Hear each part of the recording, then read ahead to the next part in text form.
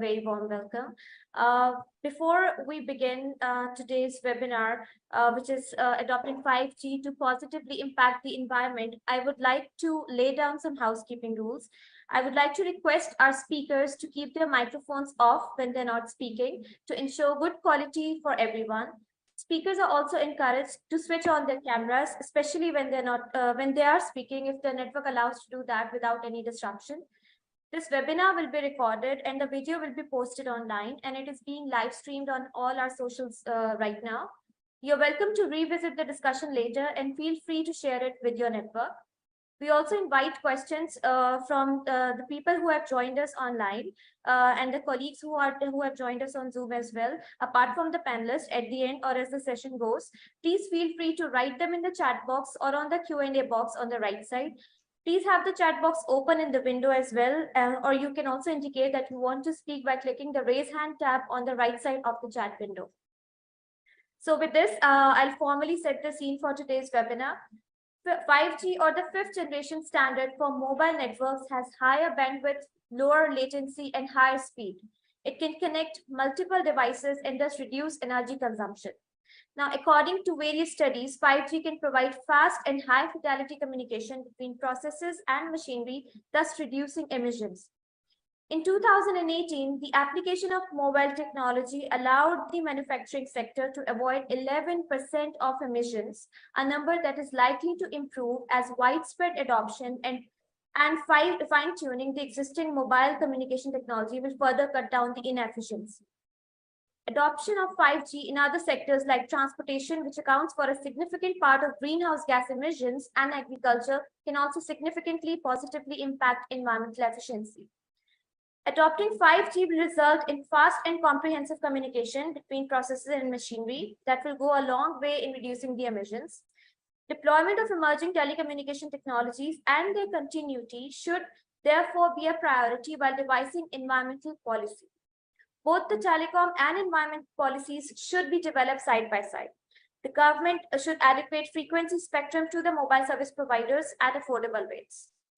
Now, according to different researchers, especially the meticulous research, the US is already using 5G technology. However, the Asia Pacific is expected to grow at the highest compound annual growth rate during the forecast period. Major market players in China, Japan, and South Korea are focusing on deploying 5G network infrastructure for media, entertainment, transportation, logistics, healthcare, and manufacturing, among other industry verticals. In short, we can create smart, safer, and more sustainable future by adopting 5G technology. Now, to discuss how the mobile and internet service providers can contribute to 5G by upgrading their systems and how the other sectors to exploit its benefits, we have organized today's discussion with some of the field experts and our experts on ICT and also environment. With this, I would now introduce our panelists. We have been joined by the respected Brigadier Muhammad Yasin, retired Senior Advisor Emeritus, STPI. We have also been joined by Mr. Khalid Khan, Chairman of Central Asian Cellular Forum, Mr. Aslam Hayat, ICT Regulatory Expert, Dr. Fariha Armagan, Research Fellow and Head of the Center for the Evidence Action Research, STPI, Mr. Fawad Server, Solutions Architect at Ericsson, Australia, Mr. Umar Malik, Member Telecom, Ministry of Information Technology and Telecommunication, Ms. Mariam Shabir Abbasi, Research Coordinator, University of Vermont, and Advisory Member to the Environmental Justice Council at Vermont, USA, Mr. Abdul Rahman Usmani, Vice President Networks at Jazz Pakistan, and Dr. Abid Qayyum Suleri, Executive Director, Sustainable Development Policy Institute. Thank you so much to the esteemed panelists for joining us for this important discussion.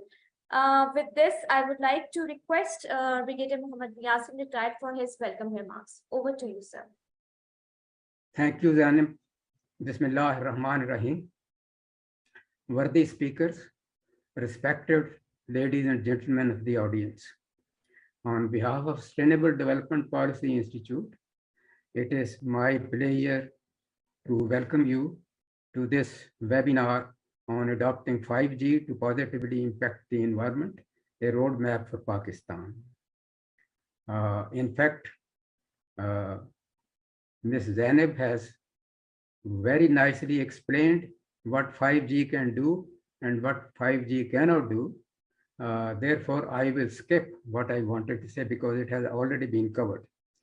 I would like to specially accord welcome to Ms. Mariam Shabir, an ex-colleague who is joining us from the USA, I think after midnight. And so also to Mr. Fawad Sarwar, who joins us from Australia. I think it is the afternoon over there. Many countries worldwide are exploiting the benefits of 5G because, as Zainab has said, it's broader bandwidth, lower latency, and higher speed. Unfortunately, Pakistan appears to be far away from joining this race. The reason being highlighted by several IT and telecom professionals from various platforms are political and economic instability, higher taxation on IT services, lack of fiber optics infrastructure, expensive frequency spectrum, dearth of dollars, and non-availability of economical smartphones. Even foreign investors are reported to be leaving Pakistan. Even the current services provided by telecom companies are being deteriorated. The available spares for operations and maintenance have been depleted, and government is not allowing to import any telecom equipment. Telecom companies are urging the government to be kind to them. The vital question before us is that in the current unfriendly economic scenario, how Pakistan can deploy commercial 5G networks to enter the race. I am sure with competent professionals on this panel, we can contribute by offering our recommendations on this vital subject to the government and other relevant stakeholders. I thank you very much. Thank you so much, sir, and for rightly posing the very important question regarding how, in the current economic situation, Pakistan can deploy the 5G in the country. So with this, I would like to start the panel discussion. I'll start it with Mr. Khalid Khan. Sir, how, in your opinion, can 5G affect the physical environment? I would request if you can highlight the advantages and the disadvantages overall. Over to you, sir. Ji, thank you very much. Let me share my screen, some talking points, and maybe we can go extempo on that. So do let me know once you can see the screen. Yes, we can see your screen. Okay. Thank you very much, Ji. Brigadier Saab, Shukriya bahut bahut. And also, Assalamu alaikum to all who have joined now. It's a sheer pleasure. It was difficult to, gather thoughts in Ramadan early in the morning, but even more challenging listening to us. So I'm really grateful that you have given me an opportunity. I have been with the mobile industry since day one. When Paktel was being made. So I have that background from 1G to 2G, 3G, 4G, and now we are talking 5G. So I'm a technologist by profession. So I always say that in a technology world, the biggest crime is basically a status quo. So if you there cannot be any stagnation of technology because it has a lot of impact on the industry itself. But in today's world, this impact is much more on the other sectors. And if you see, the last rollover that we had of 3G and 4G, we had a complete transformation of the not only the telecom industry, but also the industries that are related to transport. We saw Uber Careem getting, and people having an option to have different services. Then fintechs had a success story in Pakistan. Aslam Hayat, our colleague, is here. He could talk about when they started Easy Paisa, which transformed really, for the last 70 years in our history. There was 70 years the banking sector could not get as many accounts as the mobile sector could only generate in 5 years. So that's the kind of impact technology has. So we are not really looking at, that it should provide faster speed, improve connectivity, improve efficiency and user experience. But we have to look at the broader picture that technology does bring. So with that, my talk is basically rounding about why is 5G so important for Pakistan, as Dr. Saab, Brigadier Saab mentioned, that we have our economic crisis in the country. There are issues with our fiscal policies. There are the industry is in a dire states. But there are more important things that we need to think on, and I will probably 3 sectors that I generally cover now for the last 20 years. I will throw some light on that.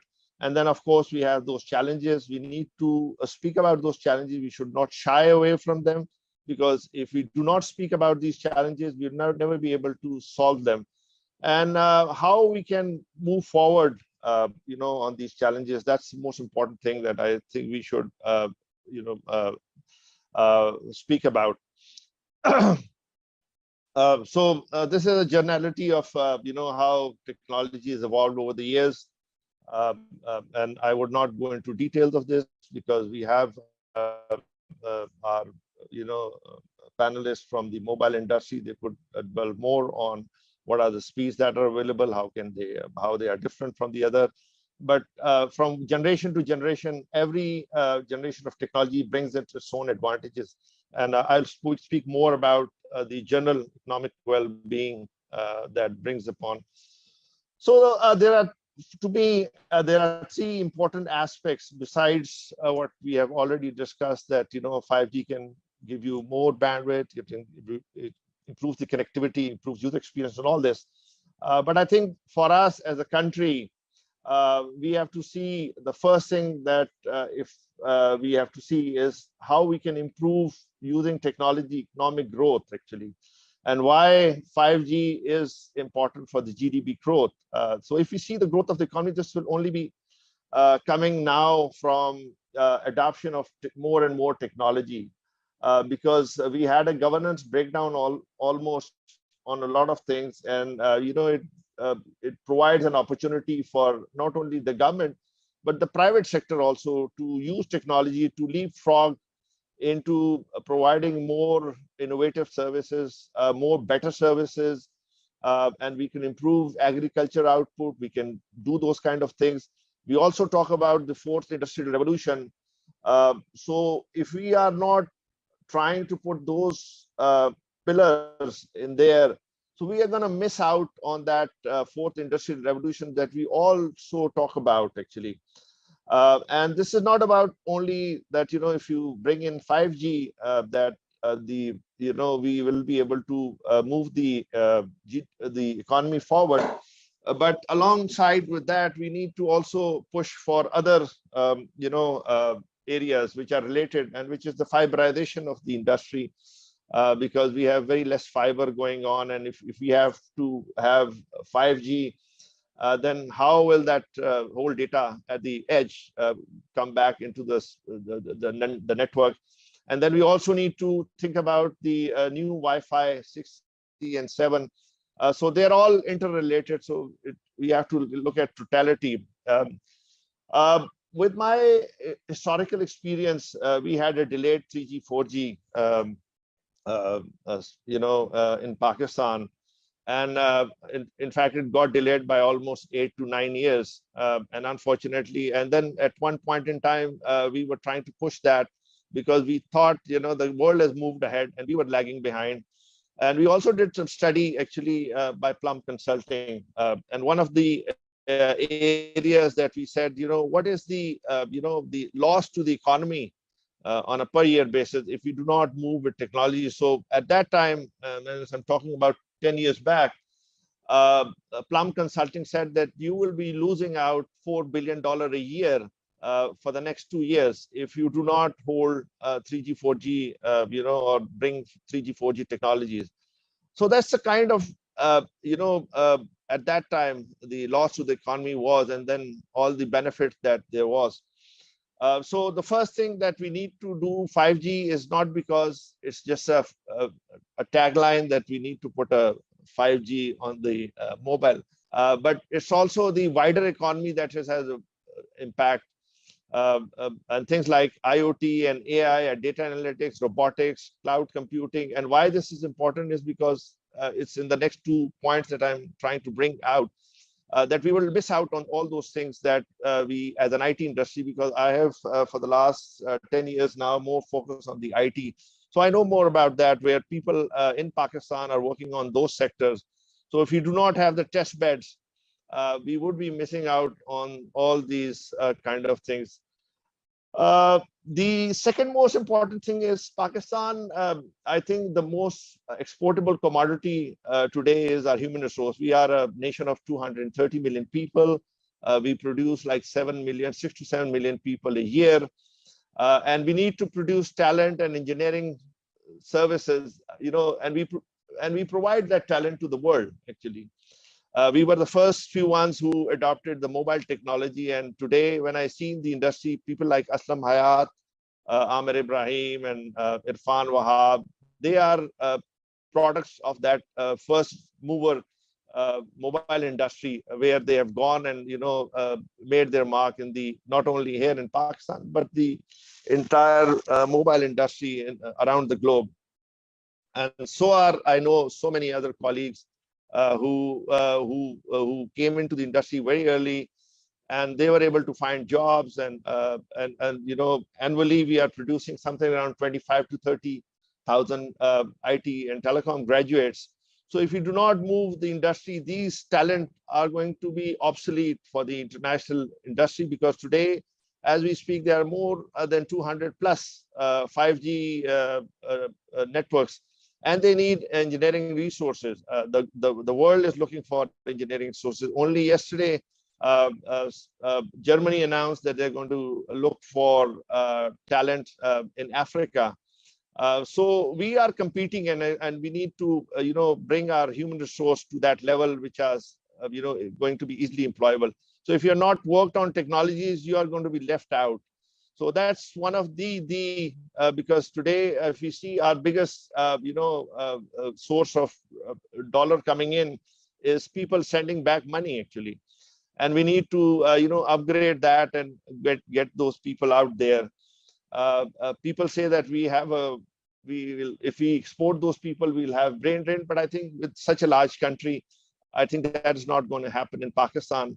We should focus on training those people who have skills, who could go and are easily employable around the world. The third point is because we primarily, as I said, last 10 years, I've focused more on the IT sector. We are exporting products and service in addition to providing software skills. If you see the last that the one of the most advantage that we had was, and the last biggest name that I could think of is Careem, actually, which is a Pakistani-based startup that did really well. So it only yesterday, Etisalat has invested $400 million in that company, and so Pakistan, they have Pakistani founders. So those are the kind of high value things that would not be able to be produced in Pakistan if we do not embrace the technology road bandwagon.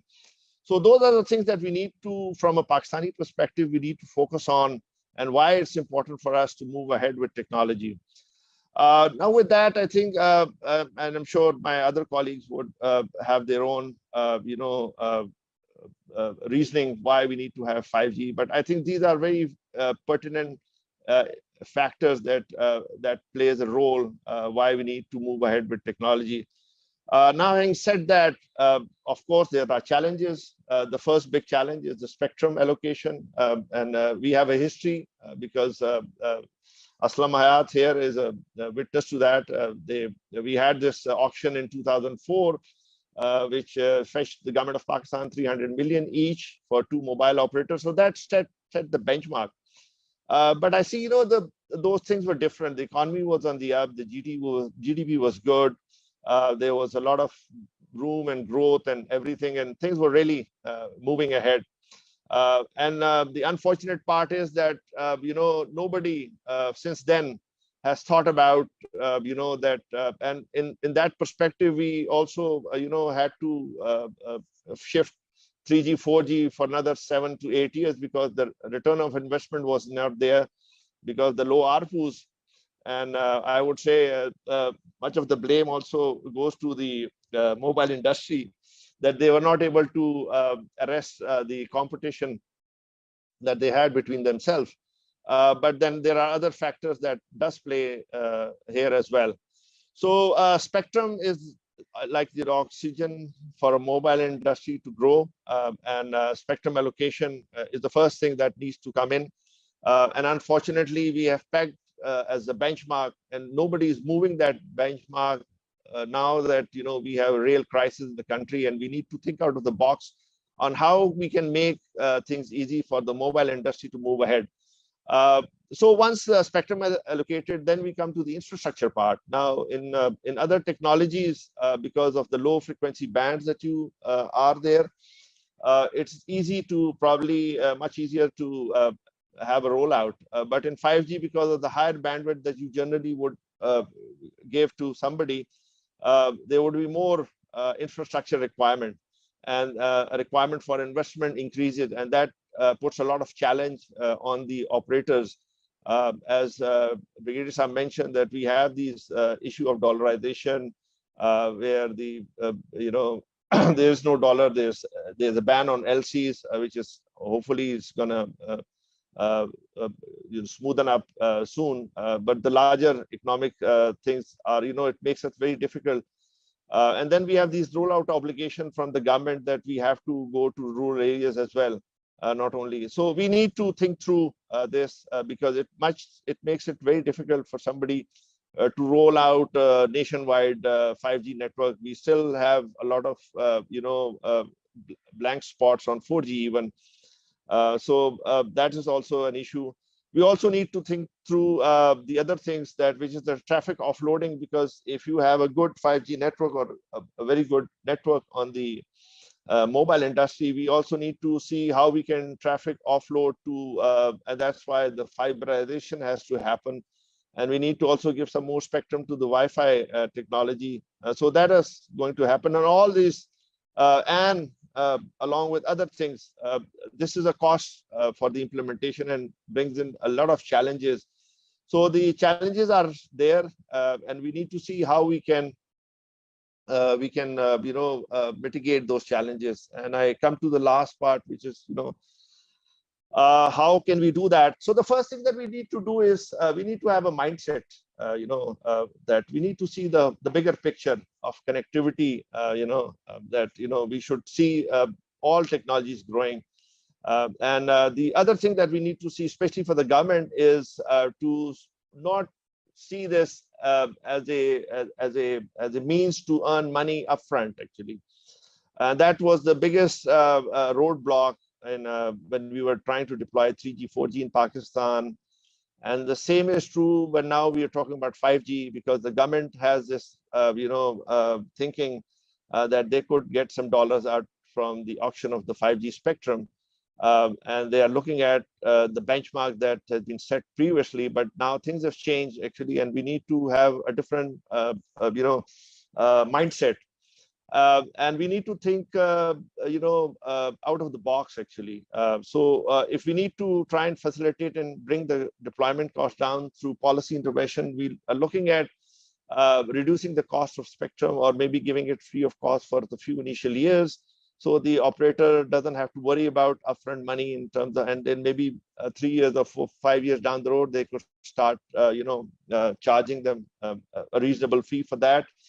The other out-of-box strategies could be in Malaysia. I was speaking the other day to the regulator in Malaysia, and they have given an infrastructure and license, which then lease out the spectrum or the infrastructure to the mobile operators.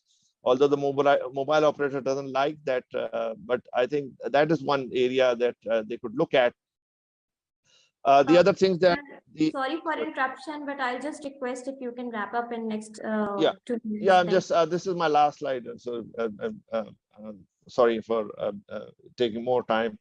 The other strategies could be you can just mandate the mobile operator and say, okay, fine, we don't go for a nationwide rollout. Go and do it for 5 bigger cities and start with that for initial 2-3 years, or maybe 10 cities, and which makes perfect commercial sense for them. So it will reduce the cost of deployment for them. They would not have those rollout obligation. The other thing that you could say, okay, fine, let's do a rev share model. Maybe also give them some tax relief on the 5G infrastructure. So so you have to do all these kind of mix and match kind of strategies, but it needs that kind of leadership also, because the last time we had given 3G, 4G spectrum, there were NAP cases on the people who were involved, that they have given them their a much lower cost thing. So the issue is that the regulator is not ready to look at all these out of the box strategies or anything that results in a lower revenue for the government. So to end this discussion, we can look at a long-term and a medium-term strategy where we start off at least with the spectrum for 5G and maybe Wi-Fi, and because fiberization takes a long time, and that's an ongoing process, so we can do that. But the longer term vision should be that we should focus on the long-term benefit or digital transformation for the economy and the society. Thank you very much. I'm sorry for taking more time. I'm sure we have learned speakers, that would, throw more important light on this important subject. Thank you very much.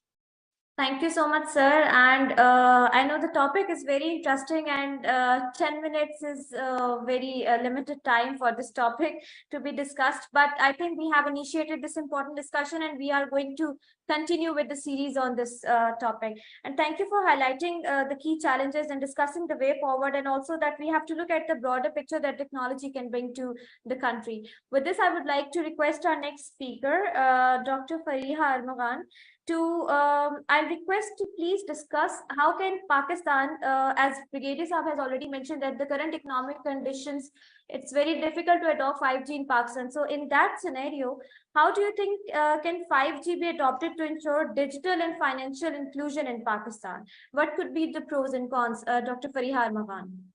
Thank you very much, Zainab, for this opportunity. So yes, 5G has this phenomenal potential to actually bring a paradigm shift to the financial inclusion and the digital inclusion landscape of Pakistan.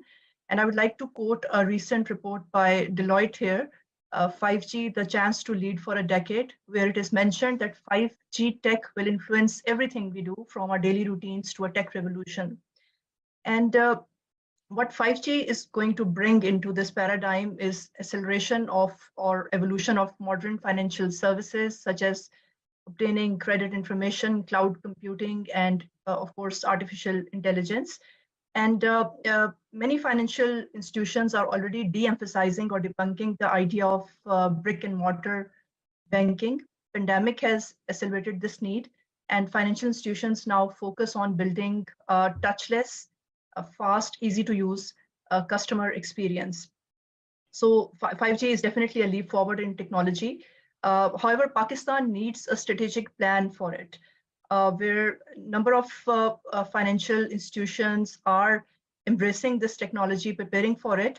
However, the rest of the financial industry is still wrestling with the idea that how to exactly how to become more mobile and tech savvy.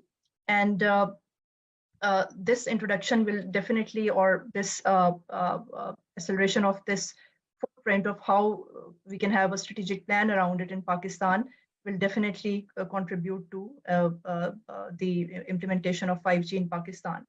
So when we talk about the landscape of Pakistan, it is very much needed for the financial inclusion of the impoverished in the rural areas and also in the urban areas.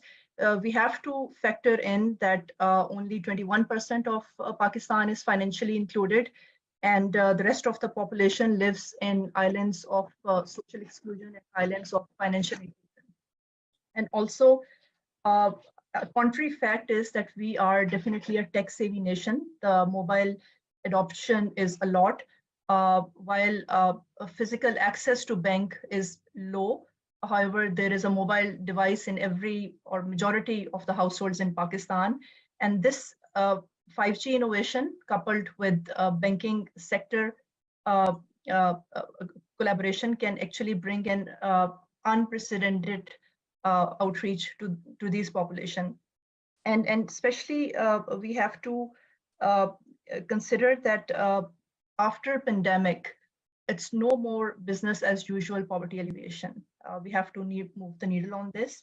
And we have to bring this population through a full circle of financial inclusion. We have to make them transition from the very first pillar of saving, then to borrowing, then to making digital transactions, and ultimately to insurance. And there is no better tool than actually combining mobile devices with a very fast track and refined tech like 5G. And only this way we can make this population resilient, and we have to make them resilient. I mean, COVID has taught us this lesson that they have to survive in the face of a catastrophe, in the face of inflation, in the face of crisis. So they need to be part of active economy, and for that they have to be looped into the economy. And the very first step is making digital transaction. And we also have to understand that yes, we do have very low digital literacy, we have very low financial literacy, but Pakistan has the population, and especially the economically disadvantaged population, they have proven over time that learning by doing and hit and trial mechanism works. So they have adopted to this digital inclusion. And a very good example is how BISP handed over ATMs to illiterate population, yet they adopted over time and became street smart, and actually now accessing microfinance and financial sector after going through the program for a number of years. So they need to be part of the active economy, and digital transaction facilitated by 5G is definitely going to work.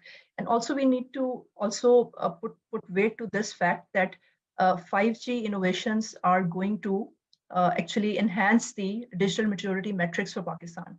Right now, if we see where do we stand in the digital maturity metrics of Pakistan, we are somewhere in the middle of premature digital to base digital. And to reach this next stage of digital plus, where a number of developing countries are operating, we have a good example of developing country like Kenya that actually accelerated financial inclusion to 90% through this digital inclusion innovation. And again, that was all enhanced by very smart and refined digital payment gateways at the back end, of course, facilitated by technology. So we need to understand that right now we have a low tech and high touch spectrum in terms of digital inclusion in Pakistan. It's just that they are able to understand a low level of technology, and more convenience is around a high touch or physical encounter. So we need to transition from this spectrum to other way around, which is high tech and low touch. And 5G will be a catalyst to this innovation. And this digital payment gateway, the mobile wallet apps, the interoperability, and also credit evaluation algorithms, credit disbursements, these are the tools and the channels to reach out to mass population. And any drive of digital and financial inclusion will definitely need such high-tech paradigms like 5G. So we, however, we need to just like chalk out our roadmap for our digital transition facilitated by 5G, how we are going to go about it. And there must be facilitation by the stakeholder and government to enable the financial sector and the banking sector under the National Financial Inclusion Strategy agenda. I mean, must be built in and considered as one of the options. So I think so I would end here. Thank you so much, Dr. Fariha. And interesting to learn that 21% of Pakistan is only financially included. But 5G innovation can enhance the digital maturity metrics in Pakistan. I think that's a key strategy that we can integrate within the digital transformation strategy for Pakistan. So with this, I would like to request the next speaker, Mr. Aslam Hayat. Sir, my question would be to please, if you can emphasize upon the policy and regulatory framework needed by the ICT industry in Pakistan to adopt the 5G in the country. Over to you, sir. Thank you, Zainab. I hope everybody can see the presentation. Just following up on what Khalid Bhai and Dr. Fariha mentioned, there are a lot of advantages on the HR side, on financial inclusion, on efficiencies. But I would like to take a slightly different angle for 5G, and that is the climate change. Because this is a concern which is impacting many countries, and Pakistan is among the top 10 in the list of the countries which are badly affected by climate change, and then see that how 5G can help over there. So my agenda or points of discussions are basically the impact and what 5G can do on this issue. And if there are any negative impact of introducing 5G on the environment, then we need to be mindful of that and address those. And then eventually, the most important part is that what we are going to do for introducing 5G in Pakistan and how we can have maximize the benefits.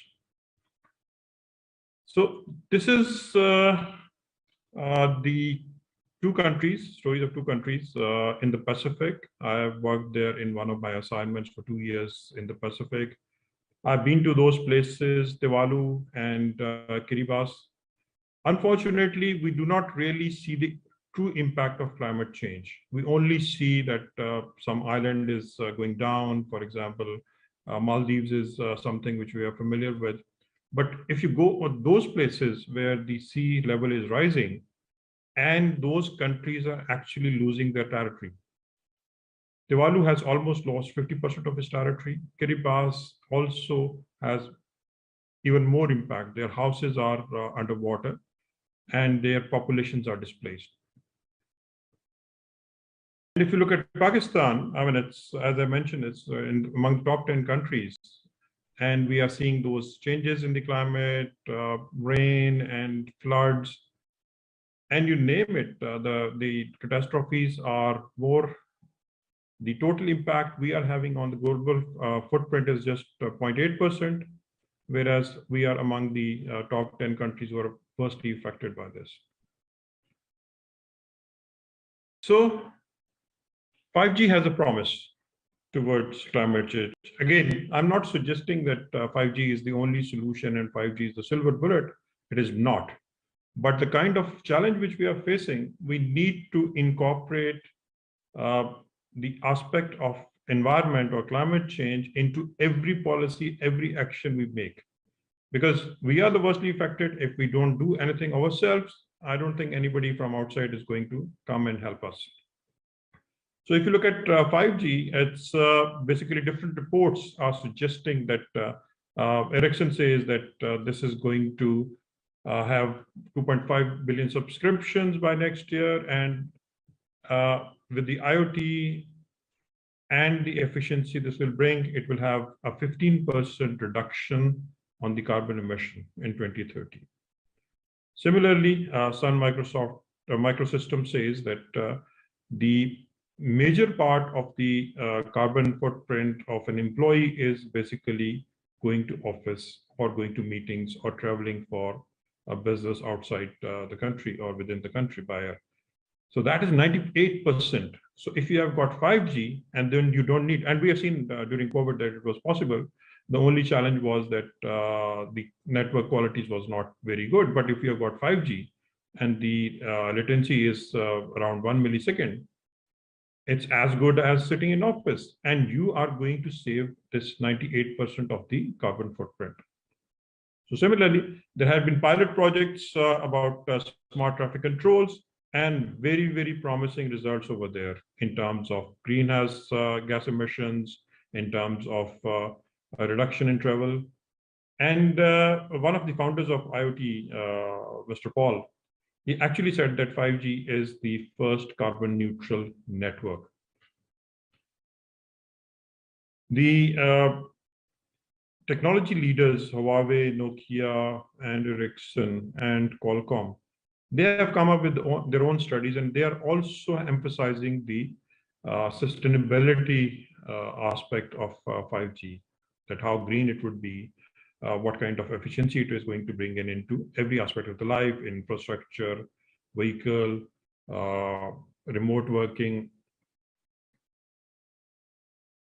And academia also have their predictions about it. For example, as University of Zurich, they're clearly saying that it is going to reduce the emissions with the unit of data. The Atlantic report, can 5G save the planet? It's also heavily discuss the impact it is going to have on the efficiency. For example, what they are saying that 1 kilowatt hours of electricity on a 4G actually gives you about 300 high definition movies in an hour, whereas 5G is going to give you 5,000. So that is the kind of efficiency is going. This is one example. And then the other academia professor, he said that 5G is going to actually help us with 4 Ds. What is decentralization, decarbonization, digitalization, and democratization. And if you look at the advantages, as by all these reports, I've summed up that there are basically 5 main advantages which we are getting out of 5G if we introduce it. One is the increased energy efficiency. Second is that we will have a better resource management because there will be a lot of sensors available, all the IoT's network, and then you have got artificial intelligence. Machines are talking to each other. If there is a leakage somewhere of water, if there is a challenge with traffic lights, so all those things would be real-time available, and you can actually better manage those resources. Similarly, the greenhouse emissions, again, through those sensors and traffic management and smart transportation solutions, you can actually reduce that also. And as a result, there will be a better quality of air which we breathe in. And then because of those adoptions of renewable energies, there will be a better environment where we can all have a better quality of life. But this does not mean that there are all advantages and there are no disadvantages. And I think it's extremely important that we are planning, when we are planning for 5G, we need to understand what are the disadvantages also so that we can mitigate those and reduce their impact.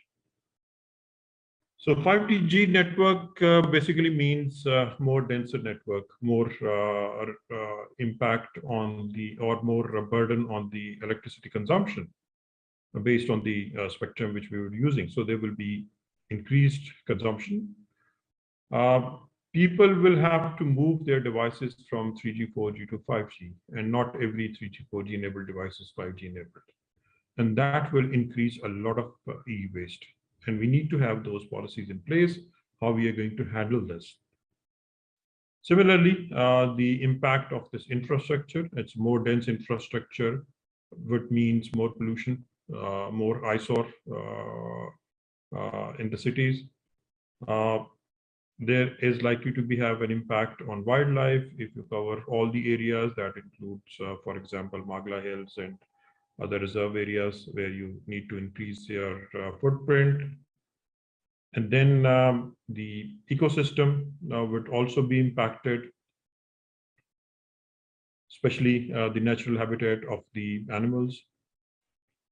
And there are a lot of noise about the health concerns of 5G. although there are reports that it's not has a direct impact on the health, but there probably is a communication strategy to actually talk about it, because people are still concerned about the long-term impact or effect of 5G technologies and the emissions from the towers. So here are some of the numbers about those disadvantages. This IT and Innovation Foundation actually says that the current global electricity consumption of telecom networks is about 4%. And the carbon emission is about 1.4%. But this is going to change significantly because there will be more than 2 billion subscribers, and there will be 125 billion IoT devices connected to the 5G. And that would mean, if these predictions are correct, that would mean that there will be a 20% of all global electricity consumption on the telecom or IT networks. And there will be 14% of worldwide greenhouse gas emissions by 2040. So those are serious numbers. And then we have to be very, very careful about what we are doing. And similarly, we should not forget about data centers, because higher the speed, the more data consumption and more storage of data centers or of data would be required. And basically, those data centers consume almost 80% of the total network consumption. And in the US alone, in 2014, there was about 70 billion kilowatt hours, which is going to increase by 73 billion next year. And then, of course, those towers, structures, which is visual pollution, when you see a denser network with a very short separation of those towers. So that also is going to be a challenge. So coming to the last slide, I think for Pakistan, especially for this for 5G and then the impact of this climate change, we need to have some incentive for the mobile network operators, because for them, currently, if the customers are only using internet for communication and entertainment, 4G is good enough. So you need to incentivize them to actually move toward 5G. You have to de-link the spectrum price from USD. Unfortunately, what we are seeing now is that irrespective of that, all the operators are earning in rupees, they are still forced to pay in US dollars, knowing very well that the benchmarks which was set for spectrum pricing back in 2004, the dollar was 60 rupees. When it came for 2014, that benchmark of 2004 continued, whereas the dollar was above 100. And now what we are seeing in renewal, the license renewal of all those operators who got those 15 years license back in 2004, they have to pay for spectrum at more than 250 rupees. So this linkage alone is making the spectrum very, very expensive for those operators.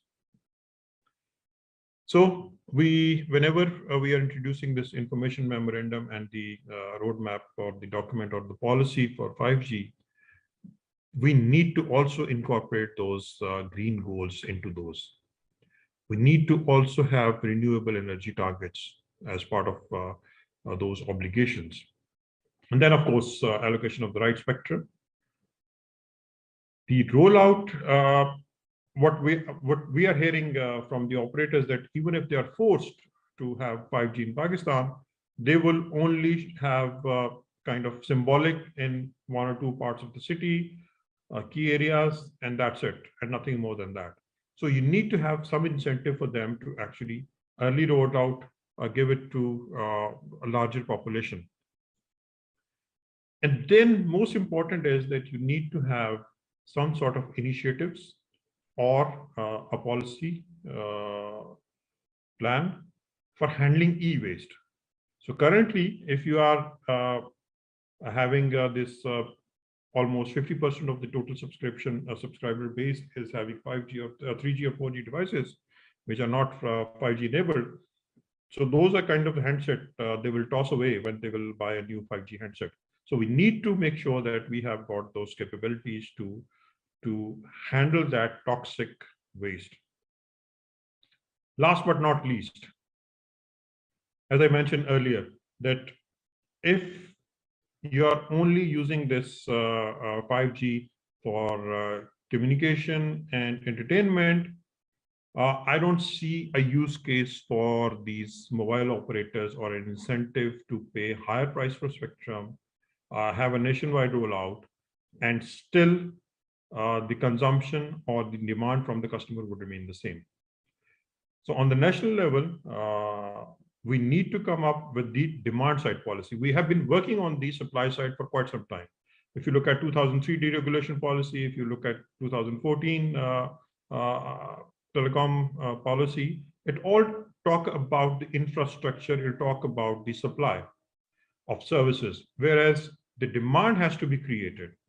We need to focus on the use cases. We need to focus on health sector where we can have use cases where you need low latency. Agriculture is another area. Transportation is another area. You have got IoT. And currently you have got gaming as one of the use cases which is proven, where the players need real time and not even a latency of 2 or 3 milliseconds. So we need to come out with this demand side. So then there is a clear visibility for the mobile operators and the users to go for an early adoption of 5G, because they will see those benefits, which is something more than what they can get out of 4G. So that's why I think this is one of the most important areas to focus from both on the policy level and on the regulation level. Yeah, thank you very much.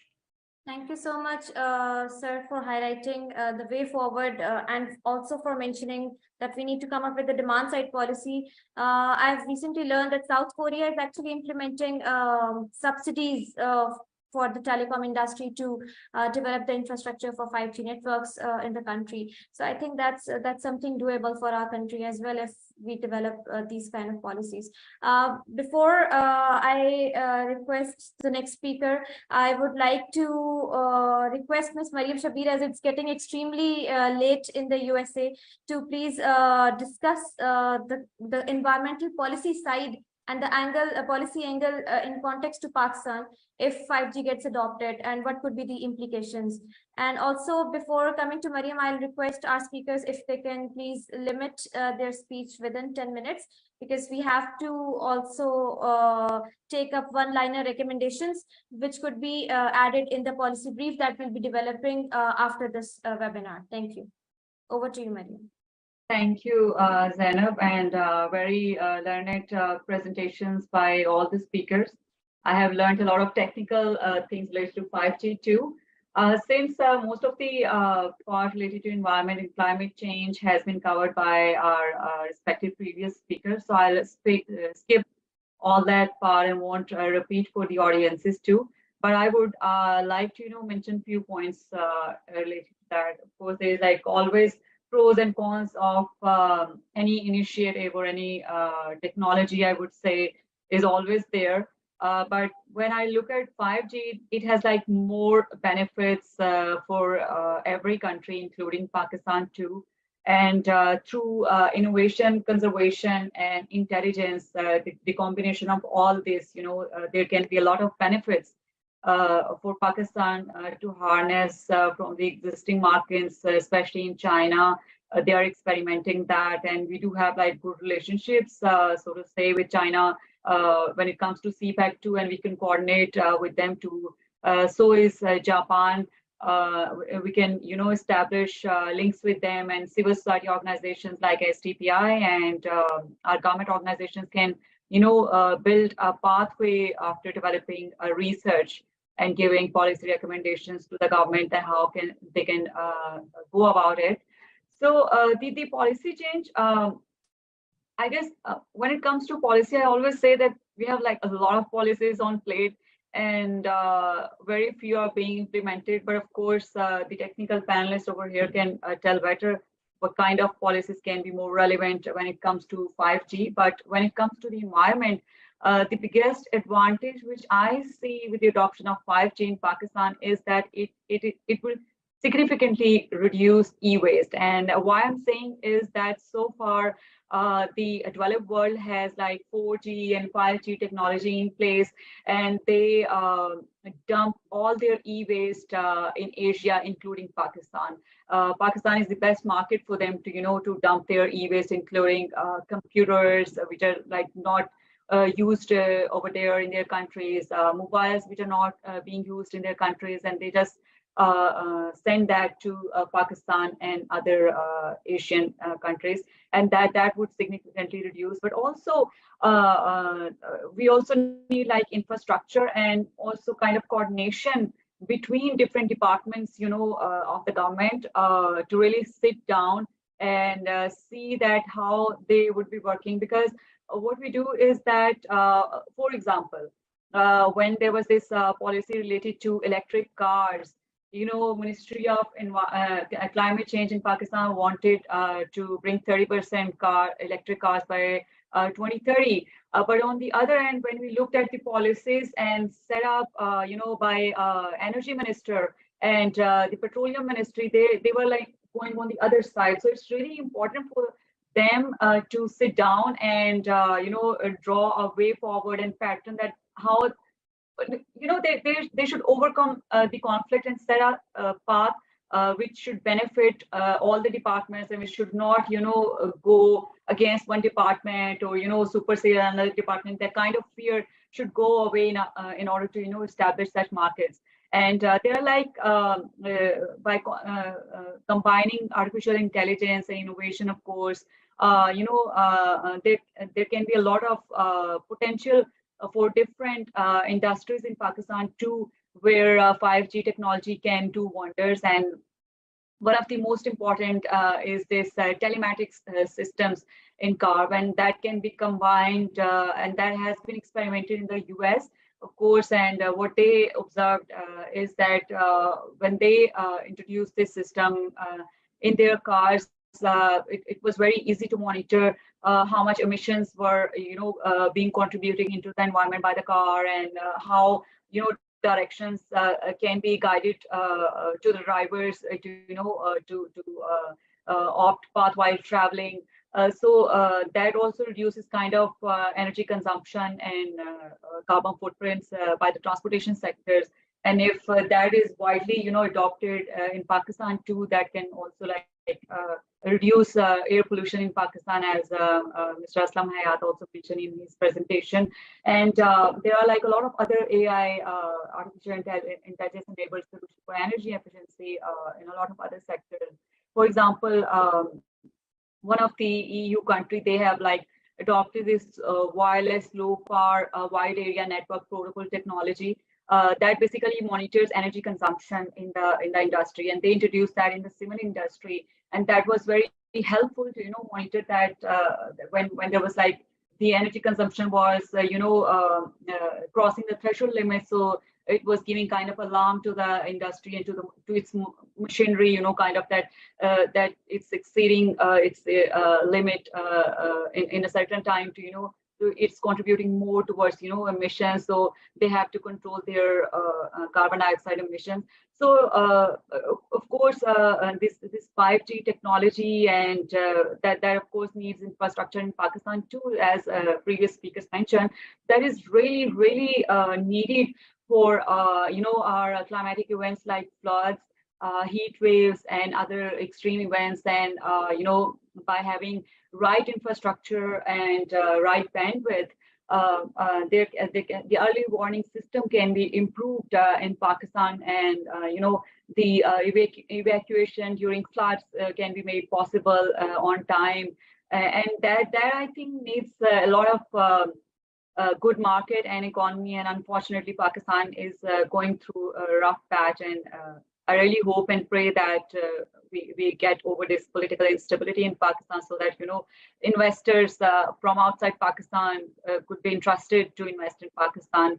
And another thing is that, you know, the energy efficiency. Normally, the most energy required by establishing this 5G network is when this base camp related to 5G technology is established. That's where the most of the energy is wasted.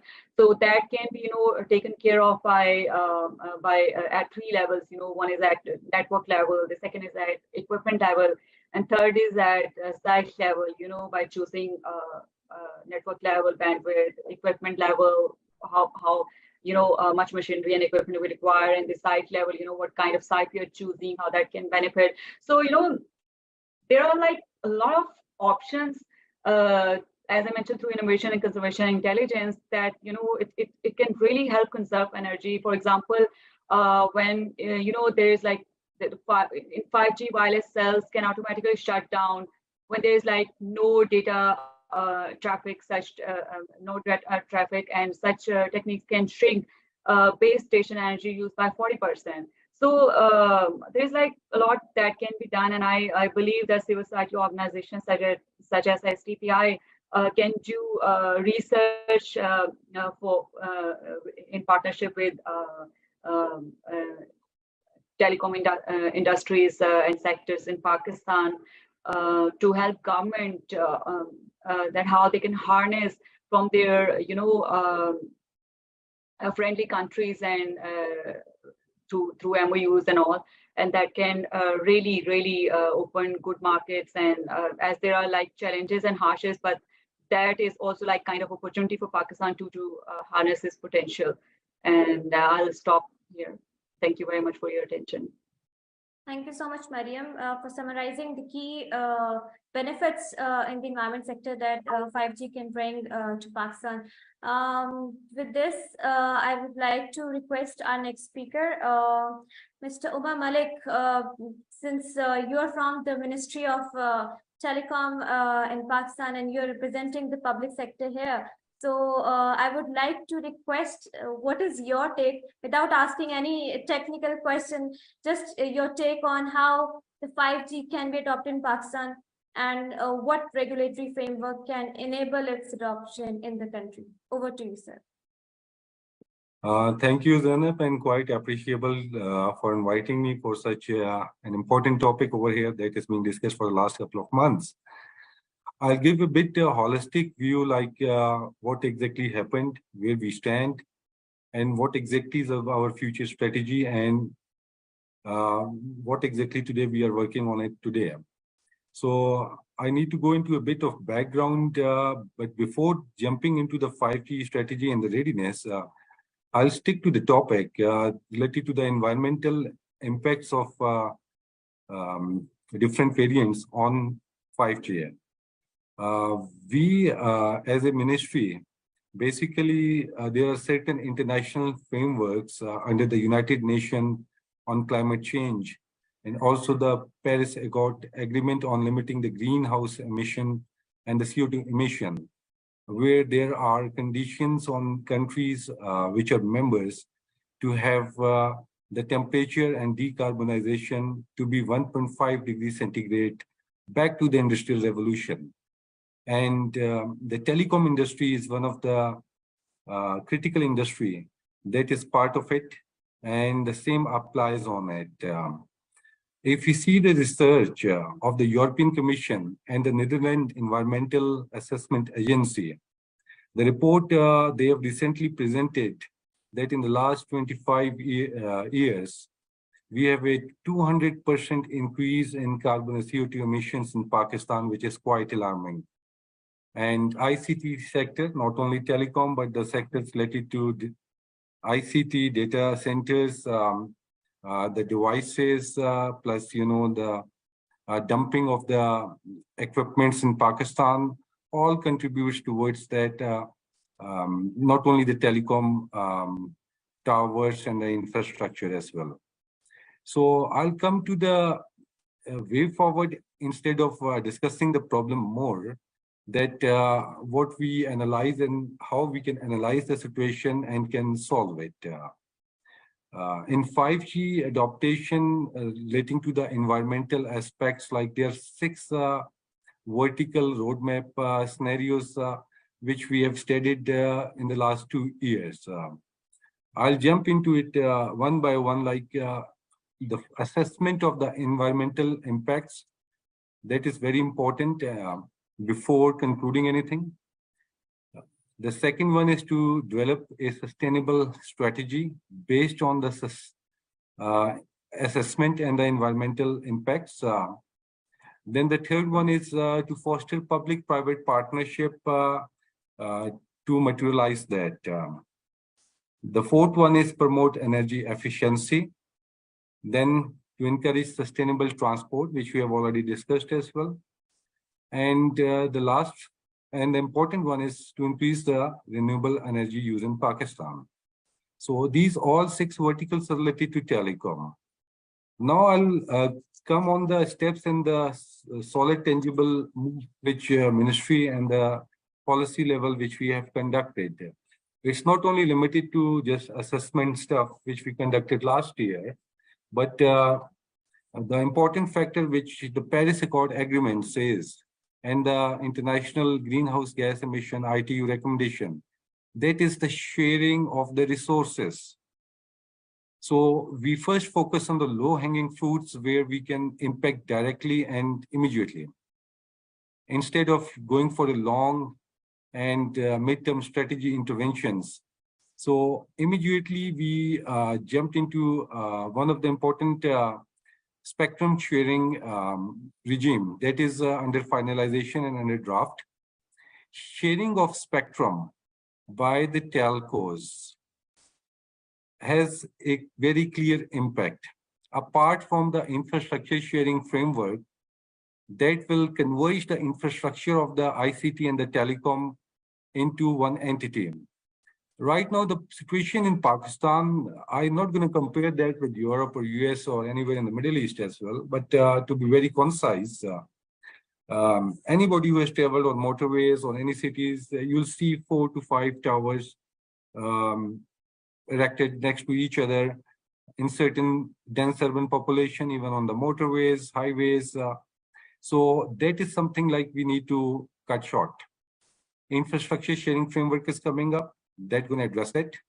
It's under approval of the federal cabinet. It has been finalized by the industry, by all the concerned stakeholders after consultation. So that was one step we have been working on. Apart from infrastructure sharing, I mentioned, like, you know, if you travel from Karachi or Gwadar to Skardu, like you're going to need 5 SIM cards. Why it is like that, and why this problem is contributing to the environmental factor as well. There's a big impact, by the way, and we are introducing national roaming on highways. So a single user moving from Gwadar to Skardu, let's say, shall only require only 1 SIM card. That's because, you know, the infrastructure that is active infrastructure I'm talking about over here, that will be shared, resource shared.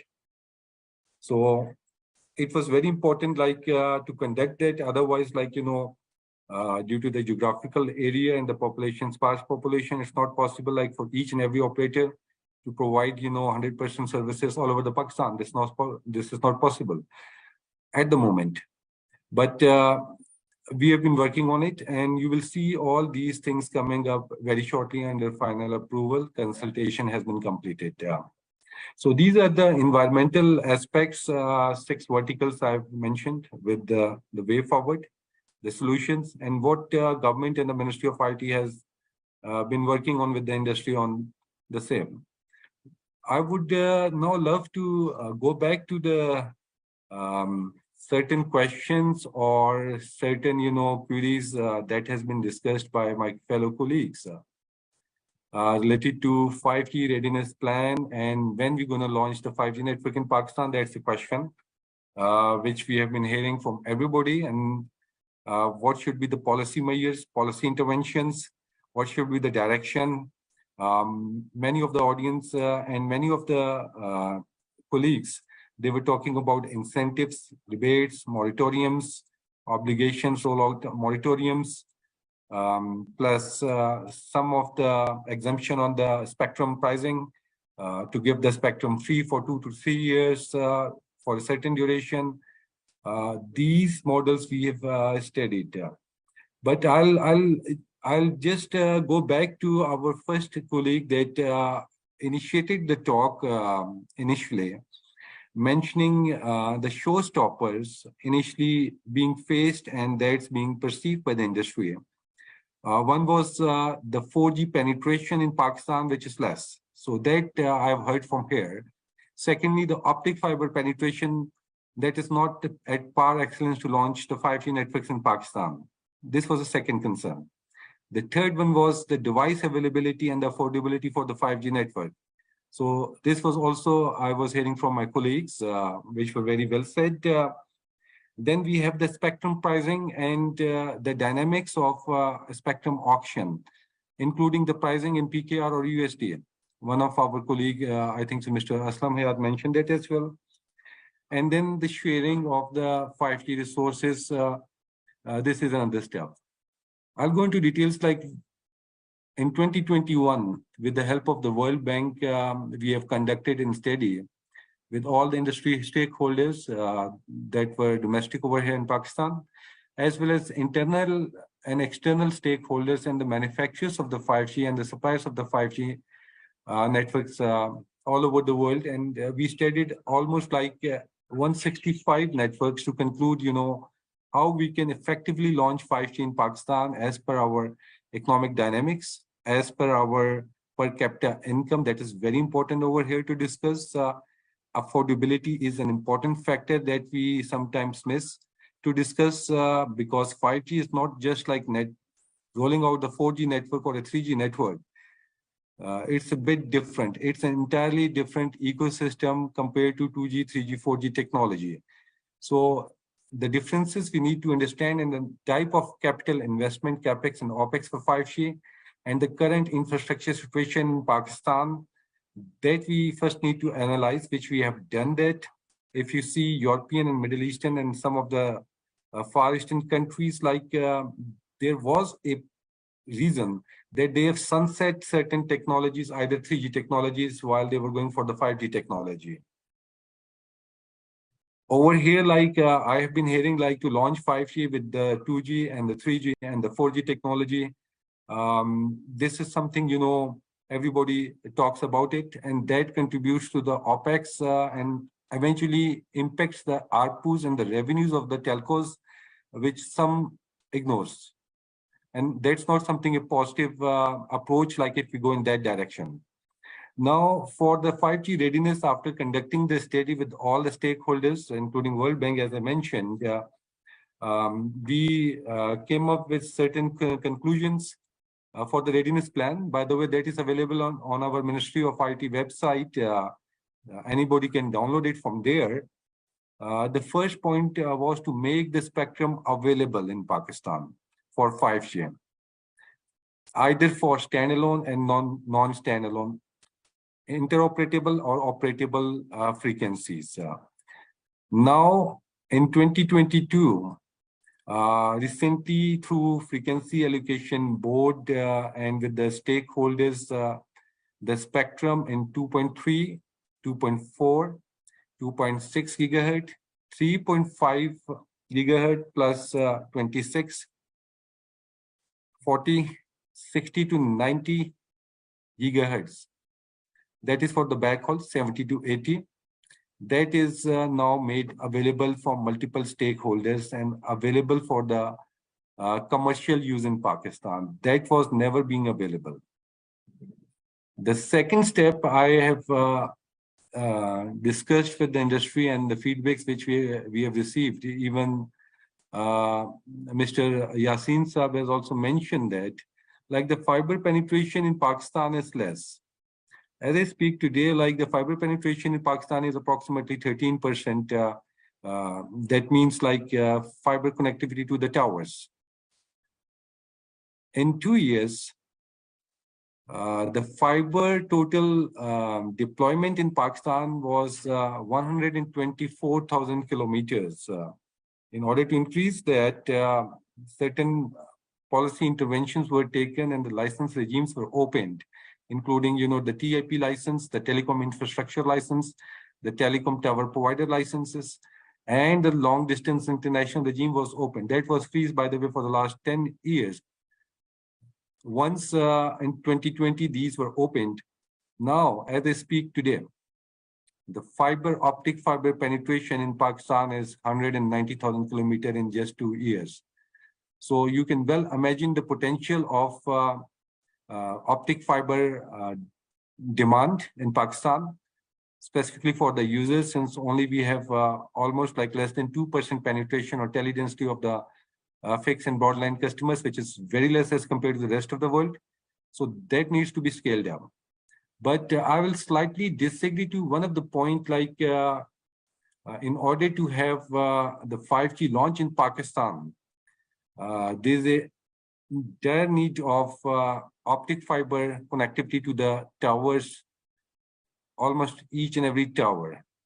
In 2020 and 2021, since the technology is evolving too much and our audience is from all over the world, so I will straight away come to the point, like in spectrum frequency band of 70 to 80 gigahertz, the backhaul gives the throughput of almost 25 Gbps.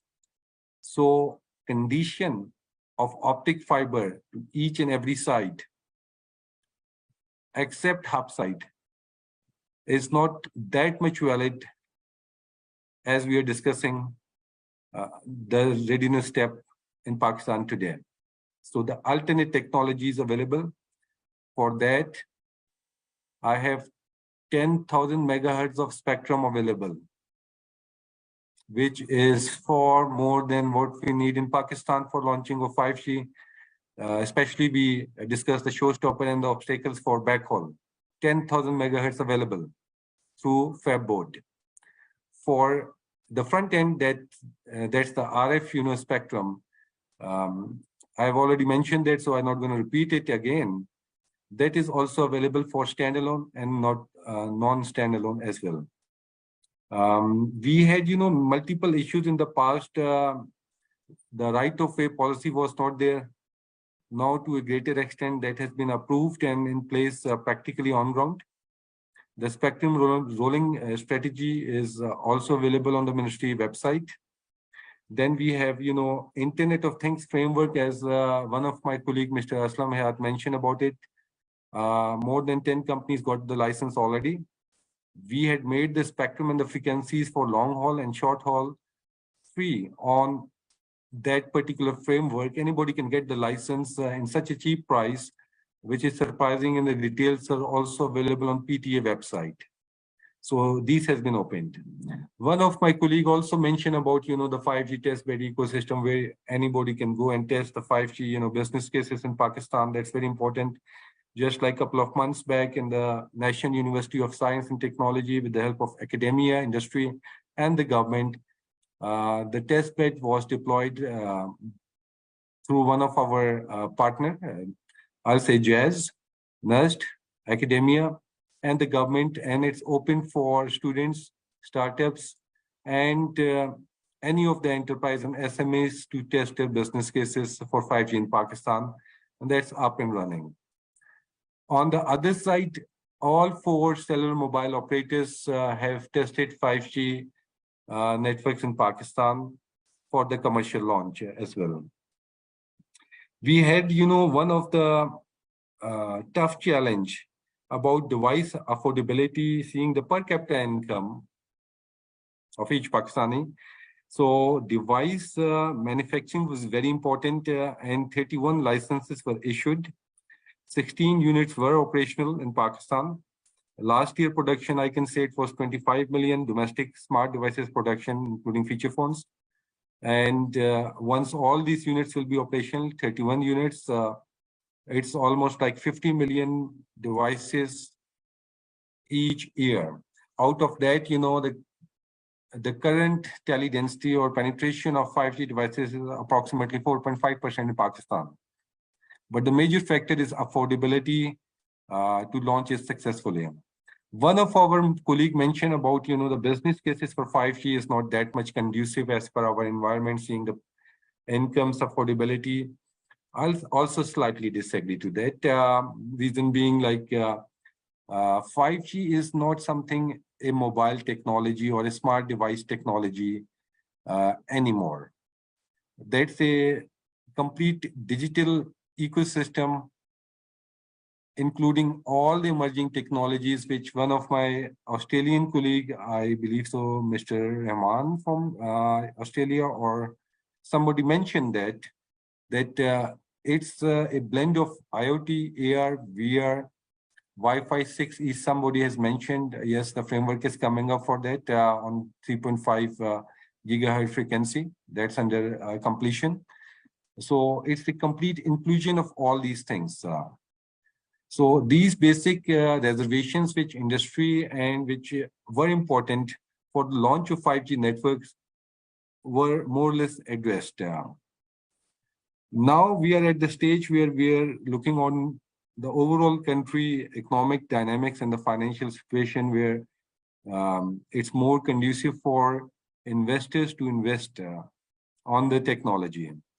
The purpose is not to have a partial step-by-step approach for only 2, 3, 4, 5 cities, just to launch few towers with the 5G technology, but to include the complete digital inclusion in the Pakistan economy. And for sure, like the contribution for 5G, one of my colleagues said, like is almost like in 2 to 3 years, we can say like it's approximately $4 to $5 billion US in terms of GDP contribution. That's something, an attractive proposition. In 2021-22, like we had $2.1 billion investment in the telecom sector only. In the last 5 years, like $6.7 billion USD we had in the telecom sector. The important step for launching 5G now is like, a conducive environment for telcos, where they feel, a stable investment and return on investment. That is their basic concern at the moment. And majorly, the comments we receive is about the rupee to dollar parity, basically the stability in the rupee value against the dollar.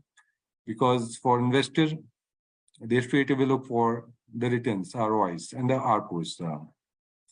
The step which we have taken for the ARPUs, one of my colleagues also mentioned about that. It's very low in Pakistan compared to the region at 0.98 USD.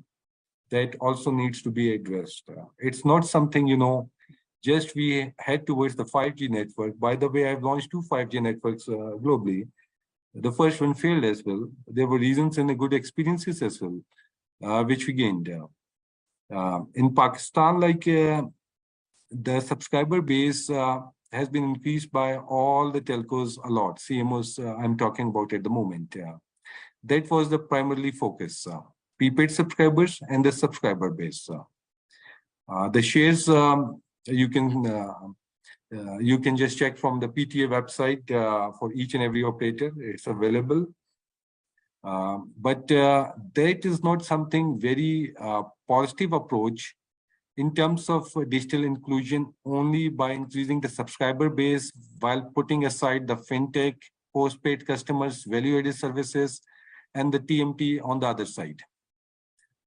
If you see like in Australia, in US, some of my colleagues are from there, and even in the Middle East, telecom is not only treated now as a pipe for data transfer anymore.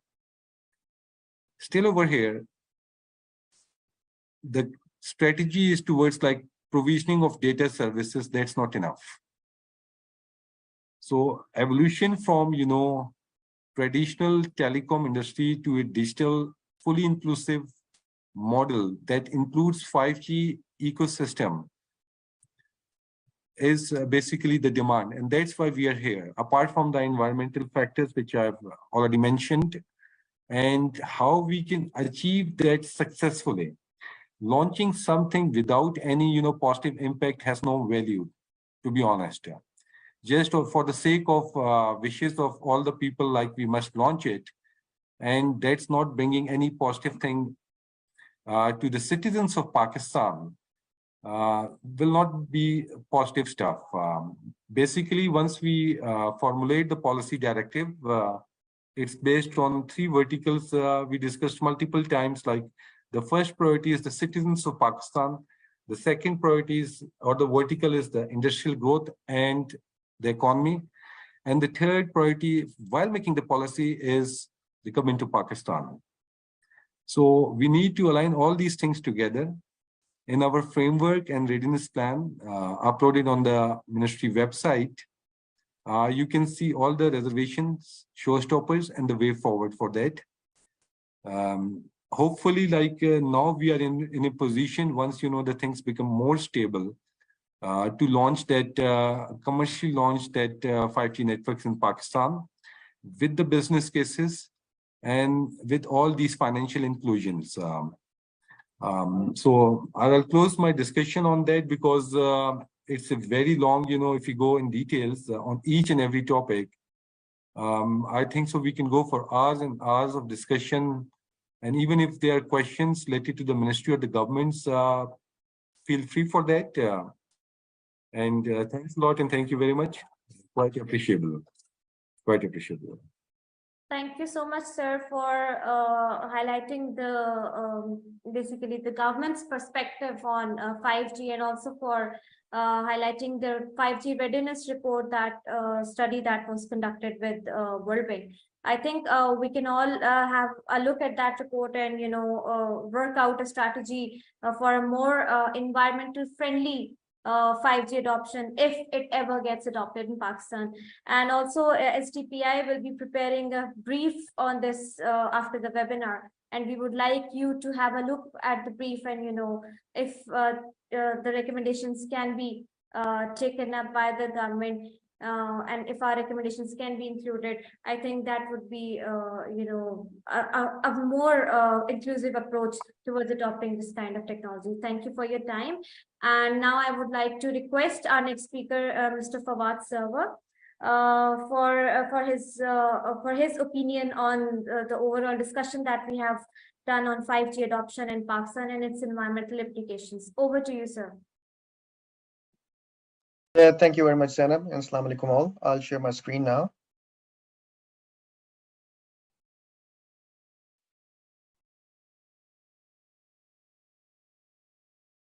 Is my screen visible? Yes, it is. Okay. Okay, first of all, thanks for having me. So just in a couple of sentences, so my background is purely from technology. So I'm a graduate of NUST, EME College, and then I had a couple of master's degrees from Australia, including master's in engineering and MBA. And then now I have got around 15 years of experience in both leadership and technical roles with Ericsson, and 5 years with other operators and vendors. So I would like to fully agree with Mr. Omar, what he said. So 5G is to us, as a vendor, we are observing this as a game changer. Why? Because it has got a lot of monetization use cases, and also it has got a huge implications for the environment, where it can positively impact the environment. So how it's going to impact, let's go through step-by-step change. I'm step-by-step, so to understand the 5G, understand 5G, first of all, why 5G is different to 4G. It's different because it has got multiple bands. So basically, I won't go into too much technical details, but it has got low band, mid band, and high band, which has got different coverage, bandwidth, and latency parameters, and which are suitable to high capacity and medium capacity and low and wide coverage areas. So in that perspective, and when I say high band, it has got a millimeter wave, which has never been used in 4G before, or 3G before even. So I started actually my career from 3G onwards, in Australia. So I have seen the evolution of these technologies. So that's why 5G we think is a game changer, and we'll see in the upcoming slides how. So I'll try to stick to around 15 minutes, but let's see how we go. So agenda is I'll go through the introduction in context of the climate change. how 5G is a game changer in this context, breaking the energy curve. What does this mean actually from Ericsson perspective? And then sustainable network, and then like we have got exponential roadmap 2030, 5G and IoT applications in context of smart city, fleet, and construction industries. I'll demonstrate some examples, and then communication service providers, which are the mobile network operators, what strategies they can have for energy efficiencies and greenhouse gas reductions.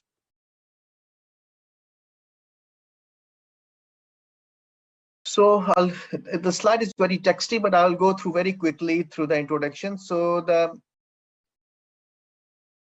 Intergovernmental Panel on Climate Change, actually, the scientists gathered there and they have raised alarms that the global warming crisis is getting out of control.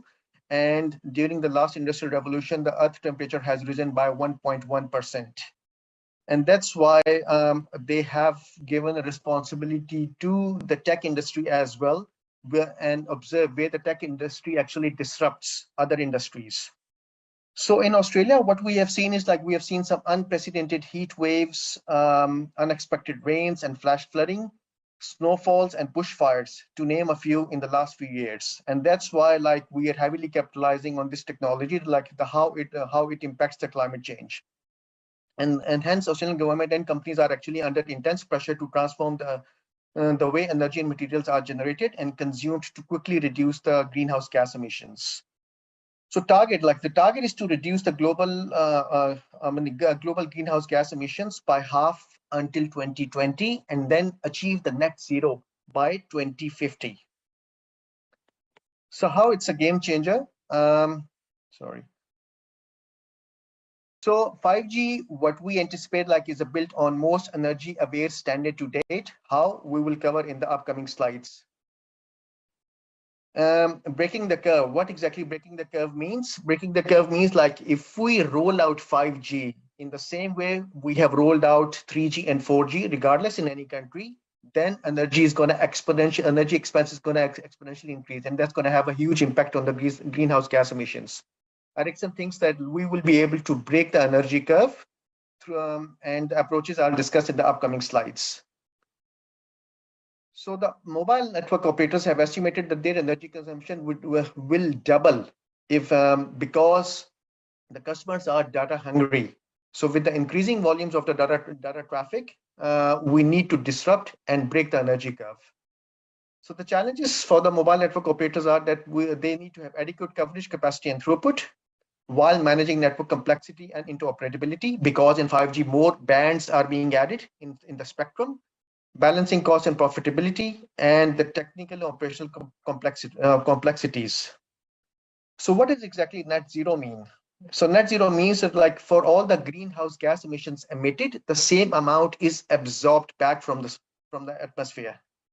So that's what the Ericsson is trying to participate in and facilitate, like to achieve net zero by 2050. So exponential roadmap 2030. So in terms of 5G is not alone, as I fully agree to Mr. Omar, like what he said, like it's a complete rejuvenation and rehauling of the ecosystem. So ecosystem means like telco is not alone, it's integrated and along with the rest of the IT and collectively we can call it as ICT. And that includes the IoT, that includes the artificial intelligence, data analytics, all these sort of technologies. So the digital sector is responsible for just 1.4% of the global emissions, but it has an outsized influence on the exponential transformation to 50% emissions by 2030. Why? Because the digitalization will disrupt all industries across the globe. And that's where the 5G is getting very instrumental. Digital services have potential with tenfold their own footprint to reduce the energy. So this exponential roadmap of 2030, the report consists of three main blocks, and the ambition is to not let the temperature increase more than 1.5 degrees centigrade in the next decade, with the transformation of various industries. And they have proposed 36 solutions. to cut the greenhouse gas emissions by 50% by 2030. So I'll go through some of the IoT use cases, and then I'll comment like briefly like how these use cases are actually contributing to climate change, and how, and of course, like adoption of 5G pucks and can go on the similar path. So in terms of the IoT smart cities, smart cities are basically, we can use 5G with the enablement of IoT, AI, ML, and data analytics to reduce the traffic tenfold. And why are we saying this? Because we can employ massive IoT and critical IoT. And in massive and critical IoT, we can have IoT sensors where basically they are continuously providing the data for better traffic management to reduce the congestion on the roads. And then vehicle to infrastructure and vehicle to vehicle communication. So Ericsson thinks like anything which gets benefit from connectivity will get connected in the next few years. And that's where the IoT comes in the picture. IoT enables smart traffic lights because they will continuously gather the traffic data, and they will optimize the data back in the cloud, and it will control the traffic congestion, and commute behaviors of subscribers will change. So already in Beeline is a crowdsourced best service app, which is being used in Singapore as part of IoT ecosystem, where basically routes based on community demand and transportation data are analyzed, and they are optimized, creating an adaptive transportation network that changes in step with the city needs. So this is already in use in Singapore. The next one I'll go through very quickly is the 5G IoT enablement for the fleet system. So in Australia, this is already offered by Telstra as a capability for being a service provider, where they are basically offering the smart and innovative fleet management solutions to help run a smarter fleet, increasing energy, particularly in context of increasing efficiency in context of energy.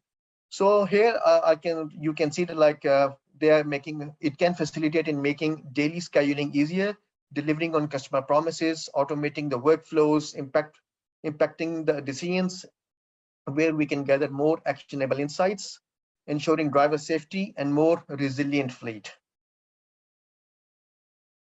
So in the construction industry, again, IoT has got a huge impact. Like I'll go through very quickly, like autonomous vehicles, concrete curing even. So for example, like this point where it's showing the concrete curing. So IoT sensors are actually embedded when the concrete is being casted. So then it provides information that how the infrastructure is aging, how it's getting weak, under which environmental circumstances or weather conditions. So that's a huge gain in terms of like okay, whether we need to deploy machinery or manpower, or whether we need to reconstruct or refurbish or whatever. So it has got a huge implication there. Now, even though like mobile operators, like they have got a small contribution in the carbon footprint, but like I'll go through some of the strategies what the mobile network operators can go with for breaking the energy curve. So Ericsson proposes that like a three-pronged approach. The first is the sustainable network evolution, which is embracing a holistic view for network planning and operation. Number two is expand and modernize the existing network. And number three is operate intelligently using AI and ML. So these are three key points in breaking the energy curve. So sustained network evolution, like, so if you look at this, like 6 boxes with a circle in between, you can see that like we have got like network KPIs. So we want to sustain the KPIs with adoption of 5G, but we need to reduce the capex because we need to reduce the energy cost. And while we maintain the excellent user experience, where with more bands in the spectrum of 5G, we have got more data flowing through the pipes of 5G or through the networks all across the globe. And then we need to, the objective is to achieve the net zero, and we need to have circular economy where we can introduce recycling, for example, like hardware recycling or this sort of stuff. So for this, like we need to have willingness to change, reduce power consumptions while we have satisfied customers. Now, traffic and energy patterns, like so how the traffic profiling can help. So on the left-hand side, if you can see that like traffic segmentation, you can see that like, okay, that the red dots are the sites which bring 25% of the total data volume. So these are the sites which are contributing the highest in the data volume in terms of percentage. Then next comes the blue, which is 50%. Then next comes the green, which is 25%, which are low traffic sites. And then on these sites, we can do the traffic profiling in terms of user experience and how we define the user experience from poor, fair, good, and great, which is like in terms of how many megabits, how many megabits per second they are able to achieve in the downlink and in the uplink. And then we do this traffic profiling on these sites versus we also see how much energy is being consumed by each site during the peak hours and during off-peak hours. And then how we can optimize these energy resources. May I please request if you can wrap up? Yeah, sure. So I'll just go through a couple of more slides and then traffic energy. So basically traffic volumes per site. So this entails we need to have a look at traffic volumes per site and user experience with the traffic type and proper dimensioning of the radios. And expand and modernize means that like we can have consolidation of the hardware where we can use multi-band radios and we can use more efficient ICs and amplifiers. And software, RAN software, in context of the software, we can have more efficient software where we can basically put cells to sleep during the off-peak hours. And then in terms of operations, we can have AI and ML based intelligent operations where basically we can employ data analytics, smart energy efficiencies to not only manage the active part of the RAN network, because RAN actually contributes to 75% of the energy costs in a mobile network operator. So we also need to manage the passive equipment, which includes the side equipment like battery banks and solar panels, battery banks and rectifiers and those sort of things. So this is the last slide, and this is here where basically Ericsson proposes like we should have the predictive RAN energy optimization, which is the active part of the network, then predictive infrastructure energy optimization, the passive part of the network, and then these two both can have site energy profiling and power source optimization. And then we can also have like intelligent insights, assurance, self-healing, performance and efficiency of the network through intelligent operations. So we had one use case actually, we had one scenario where basically a tier 1 Asian operator with 350 million subscribers gained a savings of 15 million US dollars and reduced 100 kilotons of CO2 emissions across the network per annum. And that's all from my side. Thank you very much. Thank you so much, Mr. Fawad Sarwar, for such a comprehensive overview of 5G. Now, I would like to request our speaker, Mr. Abdurrahman Usmani. He's the Vice President at Jazz, for his overview. Over to you, sir. Thank you very much, Zainab. I'm Abdurrahman Usmani, currently looking after the Network and Technology Division of Jazz. One of the advantages or disadvantages of being at the last is that most of the things are already discussed. So I'll try to recluster or regroup the things to put a different perspective of the same facts. So I'll share the slide. Just give me a minute.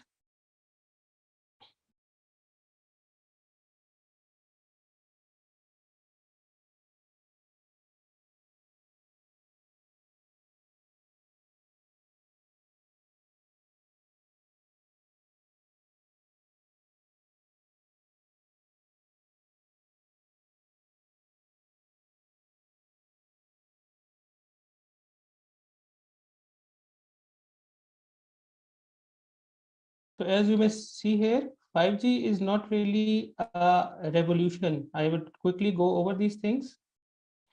Previously, all the mobile generations were evolution of the previous generation with something to add over. 5G is more or less a revolution. A revolution, it says in a way that it introduced new verticals that should work with new business models. And this revolution itself has been evolving over time. the very initial use cases were extension of fixed wireless access or mobile broadband. MBB is enhanced mobile broadband, which basically gives faster internet speeds to the existing mobile internet. As our CEO says, speed enough is not enough. You can download a movie over 5G in 1 minute, but it will still take you 90 minutes to watch that movie. So just enhancing the speed of the internet might not have been the most successful proposition of 5G. That's where the 5G went into the other phase of its evolution, which is video and AR, VR. This is the area which is currently being developed. Many operators are trying to find use cases in this avenue, but they are still struggling. And ultimately, the third vertical is URLLC and massive machine type communication. We at Jazz believe that we are at least 3 to 5 years away from 5G launch, not because we can't do it technically. Jazz was the first one to launch the commercial demo of 5G NSA in 2020, in the beginning of 2020, and that was all done on the commercial network. Our core is 5G ready, our transport is 5G ready. We just need to we just need to acquire the spectrum and get the radios to launch 5G. Some of the people have spoken about fiber penetration. So for Jazz, in the last 25 years in the first 25 years of his history, we had only 500 sites which are connected to the fiber. In the last 1 year alone, we have added 2,000 more sites which are connected over the fiber. So from the technology point of view, from the infrastructure point of view, we are there. But instead of jumping into launching 5G and later realizing what to do with it, the best approach is to prepare well in advance and build use cases which will give a sustainable business model to this technology. I was with South Korea Telecom team some time back. They were the first one to launch 5G ever in the world. In the beginning, they saw huge uptake, natural pattern with the innovation. But over a period of 2 years, people started to realize there's nothing much for them to utilize over this network, and they were started to go back to 4G. And then they are seeing a decline in their ARPUs and also the customers on 5G. And now some of the speakers have already spoken about subsidies for the 5G networks as well. So in order to build that sustainable business case, the most important thing is to create an ecosystem. And Jazz has taken a leap in that step by creating the 5G Innovation Lab at NUST. Mr. Umar Malik also already mentioned it. The whole idea of this lab is to create locally relevant use cases which are monetizable and which could be used by the masses of the country.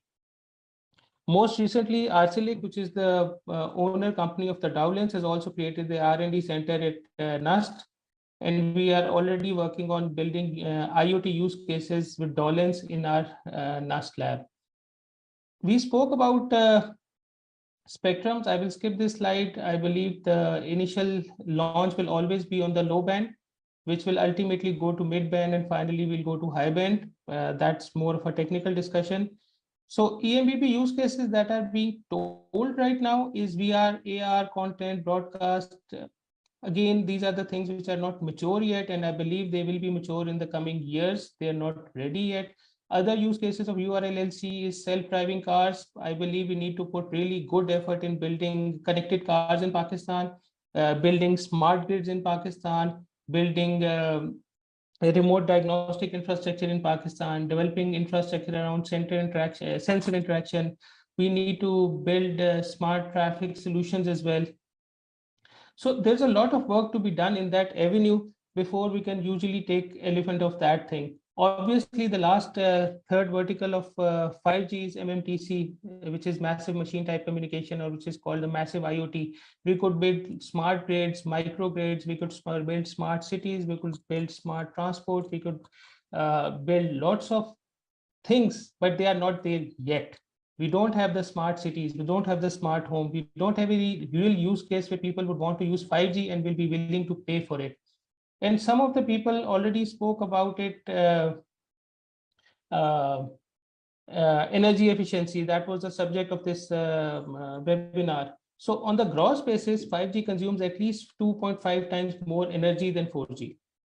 Although it gives almost 10 times more user capacity, so energy per bit is efficient, but unless we are able to build ecosystem which completely loads the network, the energy efficiency of 5G will be much lower than 4G.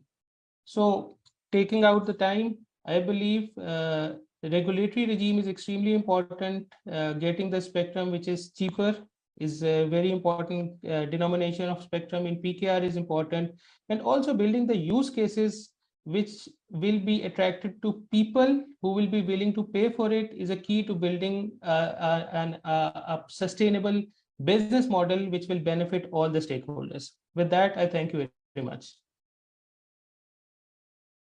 Thank you so much, Mr. Abdurrahman Osmani, for sharing the perspective of Jazz. And with this, I would now request Dr. Abid Suleri for his concluding remarks. But before that, I'll request the panelists if they can share their feedback regarding the webinar on email, and also one-liner recommendation that they would like us to share with the Ministry of IT and Telecom. We'll appreciate it. So with this, I request Dr. Suleri for his concluding remarks. Over to you, sir. Well, thank you, Zanab. First of all, I'd like to acknowledge the leadership and advice of Brigadier Yasin Saab in making today's webinar possible and successful. Of course, Brigadier Saab's contribution and role in understanding and improving telecommunication systems in Pakistan, those are praiseworthy, and thank you, Brigadier Saab. We pray for your sustained health and long life, and we pray to keep on guiding us. Of course, listening to all the industry leaders and of course Mr. Umar Malik Saab, because just like receiving the pieces of jigsaw puzzles, and now it's up to the audience and the participants to reshape and realign those jigsaw puzzles to complete the picture, whether we are now 5G ready, how much time will it take, what are the pros and cons of it. But one thing is quite sure, that if one looks at the evolution and innovation in history of humanity, each and every problem, it comes with its own solutions. Now, by 2035, if one looks at the number of digital devices which would be interconnected, it would be 1 trillion devices. 1 trillion devices mean 100 devices per person who would be living on this planet.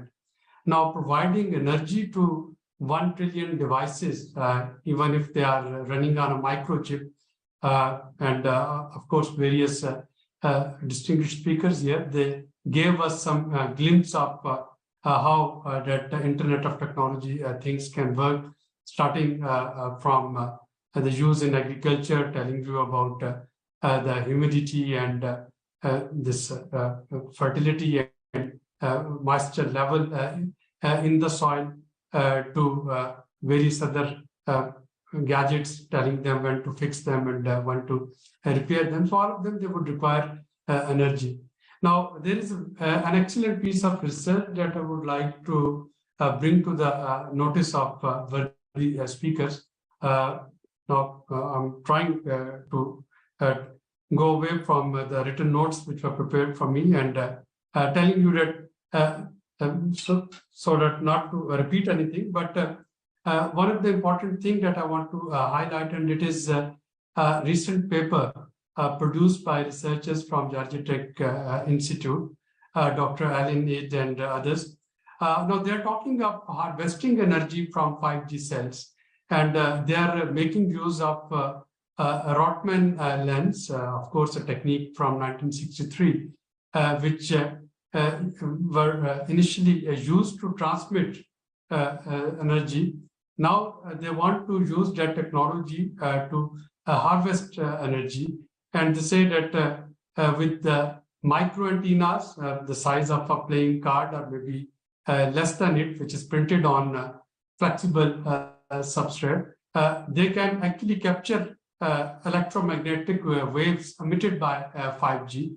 And that sort of antenna can be placed with each and every connected device. Otherwise, the number of those batteries which would be required to keep 1 trillion devices energized, it would require 4 times more lithium than we are using today.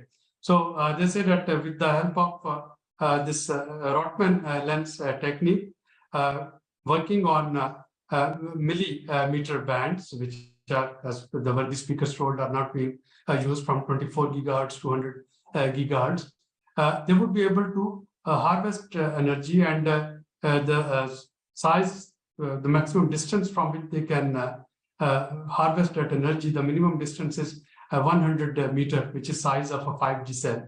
So it would automatically become a self-energizing technique. So the use of 5G, although if it is energy intensive, with the help of new energy harvesting techniques and harvesting energy from the air, from electromagnetic waves, it would be able to reduce our carbon footprints. It would be able to reduce the energy required to keep all those machines and all those gadgets working.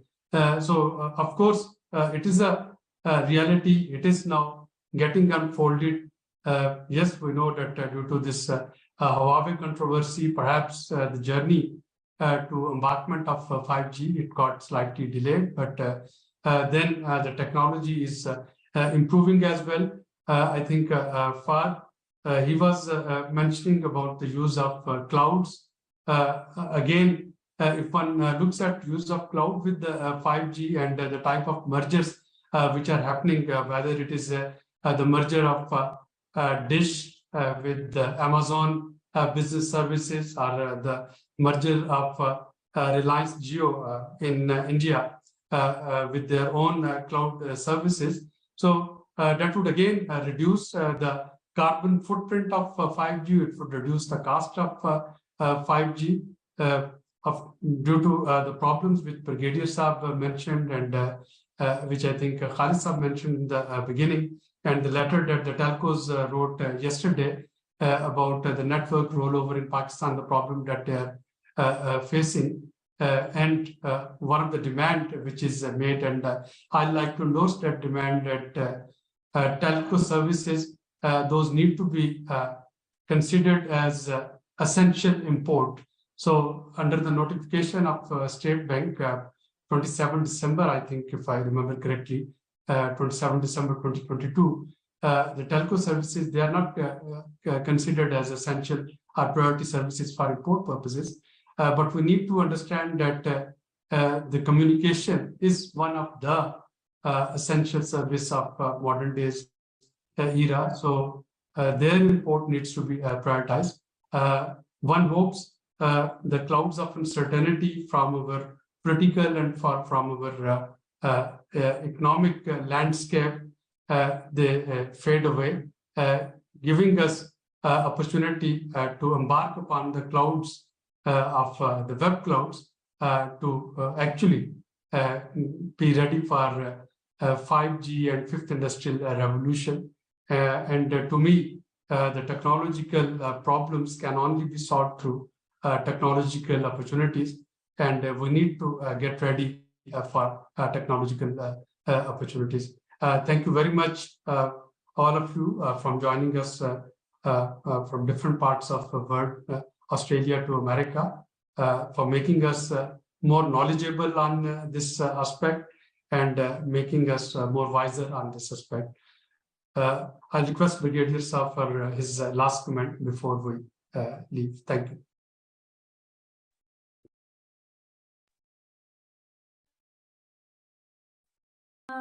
Sir, Thank you. Thank you, Dr. Saab.